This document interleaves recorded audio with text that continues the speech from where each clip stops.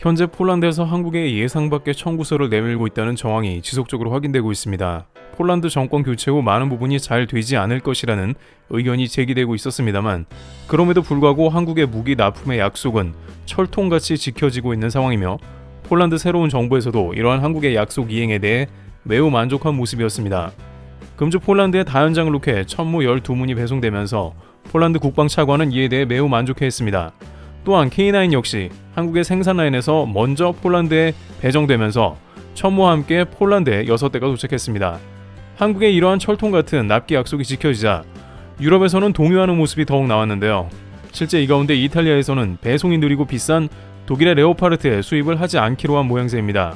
여기에 폴란드와 인접한 루마니아가 2차 한국의 방산 수입을 논하고 있는 단계이며, 슬로바키아를 비롯해 다수의 러시아 인접국이 한국과 물밑 접촉을 가속화하기에 상당히 긍정적이었죠.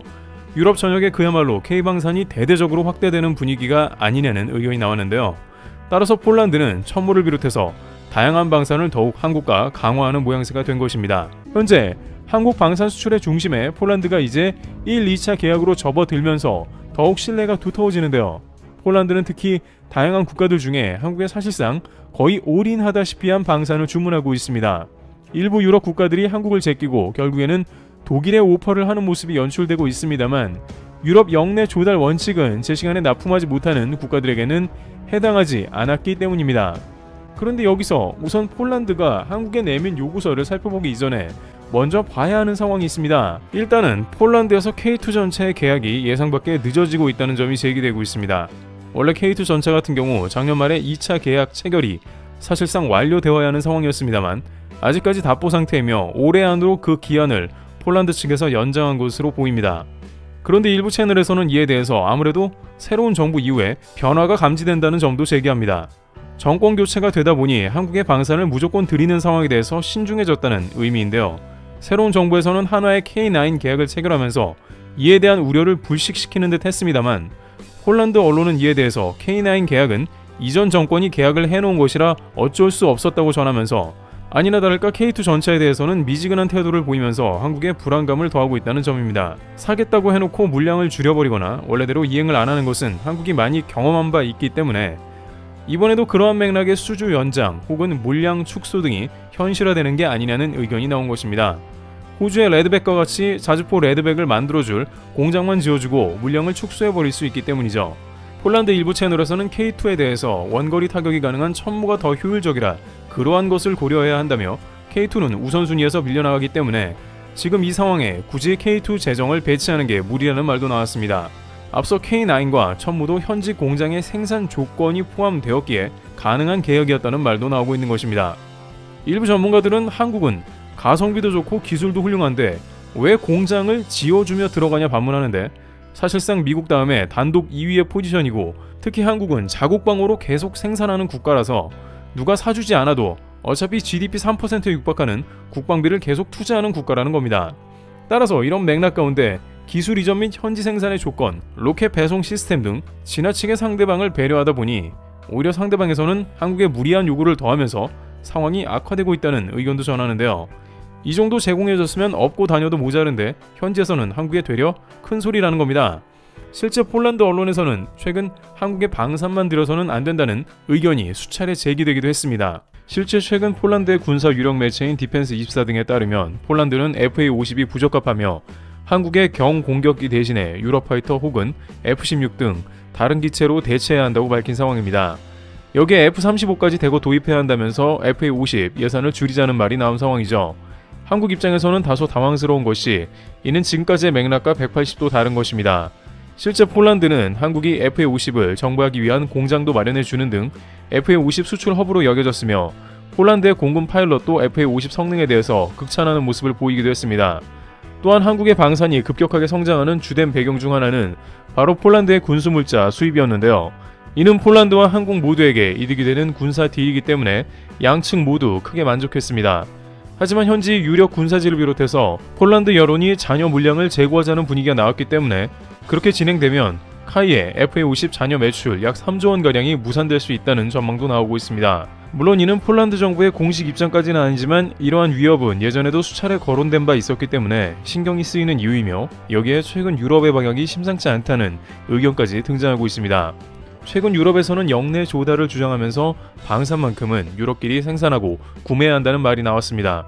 실제 영국이 8년간이나 한국의 간을 보다가 K9을 거부하고 독일 자주포를 선택하는 모습이었고, 노르웨이의 K2는 독일 레오파르트를 성능면에서 압도했음에도 제외되는 황당함을 겪었습니다.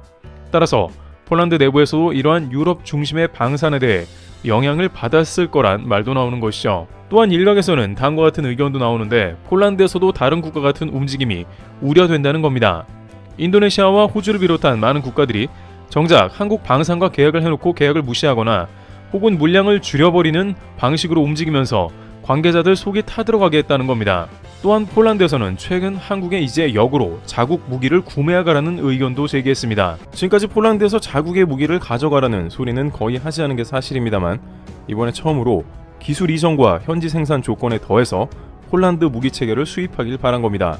폴란드에서는 계약이 3차까지 가고 많은 물량을 한국에서 수입하는데 절충 무역이 되어야 하며, 폴란드의 대공 방어 체계와 레이더, 박격포와 같은 방산품을 한국이 수입하길 원한다는 겁니다. 물론 방산은 절충 무역이 맞긴 합니다만, 한국 입장에선 폴란드 방산 체계를 수입하는 건 말이 안 되는 일인데, 살만한 무기가 없고 한국이 훨씬 그레이드가 높으며 미국 무기를 폴란드를 통해 살 수는 없는 노릇입니다. 게다가 폴란드 현지 공장도 자신들이 만들지를 못해 결국 한국이 지어줘야 하는 상황으로 전해집니다. 보통 공장은 폴란드에서 어느 정도 가동이 되어야 접목이 되어 현지 생산이 의미가 있어지는데, 폴란드의 공장들은 너무 소규모와 기술 부족으로 한국이 통째로 공장을 세워줘야 하는 판입니다.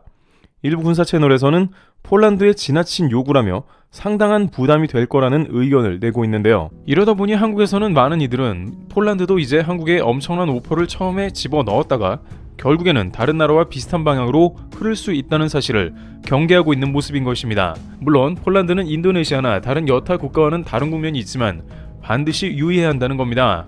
하지만 폴란드의 주요 언론의 주장과는 달리 치명적으로 후회하는 국면이 생길 수 있다는 점이 지적되는데요. 군사계에 따르면 폴란드 현지에서는 사실 고등훈련기는 물론이고 전투기 개발에서 국가 간 연합으로 개발하는 건 쉬운 문제가 아닙니다.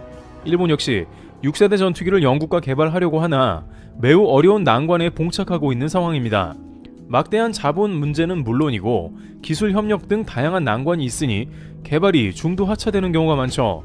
일본은 미국의 로키드 마틴과 6세대를 하려고 하지만 미국은 일본의 기술을 제대로 전수해주지 않아서 사상 처음으로 차세대 전투기를 미국 아닌 국가와 진행하려 했지만 이 역시 실패로 갈 확률이 큽니다. 니혼게이자 신문은 미국이 기술을 제공치 않아 영국 혹은 이탈리아로 갔지만 기술 수준이 의문이라 했습니다. 6세대 전투기는 AI를 비롯해 고도의 반도체 기능이 포함되어야 하는데 이들 국가들이 가능하겠냐는 겁니다. 영국 국방부는 일본만 잘 따라오면 가능하다라고 했으나 여전히 실패 가능성을 높게 보는 이유이죠. 한국도 KF-21 역시 인도네시아와 동시 진행하지만 사실상 단독으로 진행해온 프로젝트였고 이것이 결과적으로 성공에 가까워졌으니 다행이지 잘못했으면 실패할 프로젝트로 갈 뻔했습니다. 인도네시아는 6월까지 분담금 납부 계획을 통보하기로 했지만 아직도 전혀 한국 방사청에 답이 없습니다. 그만큼 국가연합으로 전투기를 개발한다는 것은 어려우며 강대국으로 갈수록 더욱 비효율인데요. 한국이 T-50부터 해서 FA-50, KF-21에 이르기까지 개발에 성공해낸 것은 미국이 놀랄 만한 것입니다. 그런데 이 와중에 스페인과 동시에 에어버스에서는 한국의 FA-50을 서유럽에 팔겠다고 나서는 모양새였습니다. 에어버스는 FA-50이 영국 판버러 에어쇼에 출품할 때 카이칙과 관련 미팅을 갖는 등 분주한 모습을 보였고 에어버스 방위 항공의 마이클 샤론 CEO는 한국 산자부 장관 등을 만나 이러한 협업을 제안했습니다. 에어버스 디펜스는 한국의 FA-50을 자신들이 FA-50을 퍼뜨리는 허브가 되겠다 한 것입니다. 이는 스페인도 마찬가지인데 6세대 전투기가 실패로 돌아갈 경우 KF-21을 가져오겠다는 의도를 보입니다. 이는 일단 대단한 변화가 아닐 수가 없는데 지금까지 낮게 보던 한국을 대우해줬다는 데 의미가 있고 또한 현재 러시아 전쟁을 통해서 많은 국가들이 전쟁은 실전임을 뼈저리게 깨달았다는 것입니다. 이 상황에 폴란드와 같이 즉시 한국과 무기를 계약하고 적극적으로 하지 않으면 안 됨을 파악한 것이고 특히나 프랑스의 에어버스 디펜스가 나선 것은 다름 아닌 FA-50의 미국 수출 가능성 때문이기도 합니다. 카이는 FA-50이 미국 시장에 진출한다면 우방국 수출 확대의 길을 열어 전세계 고등훈련기 및 경전투기 시장에서 1,300대, 점유율 50% 이상을 확보할 것으로 기대합니다. 미국이 보증해주는 고등훈련기는 이제 전세계로 뻗어나가며 K9 자주포와 같이 된다는 뜻입니다. 따라서 이러한 상황에 폴란드가 느닷없이 FA50을 재고하고자 하는 것은 흐름과 정반대가 되어버리는 겁니다. 여기에 영국 제인스에서는 FA50 점유율이 2위를 기록할 것이라고 발표하는 등 한국의 경공격기가 갈수록 대세가 되어간다고 하기 때문에 폴란드의 여론이 이러한 발표를 하는 게 더욱 이해가 안 가는 것이죠. 물론 폴란드가 실제 이를 실행에 옮길지는 모르겠으나 한국 입장에서도 항시 모든 사안에 대해 경계하며 새로운 국가와의 거래선 발굴 등 안정적인 궤도에 오를 때까지 주의해야 한다는 의견이 나옵니다. 트래블튜브였습니다. 감사합니다.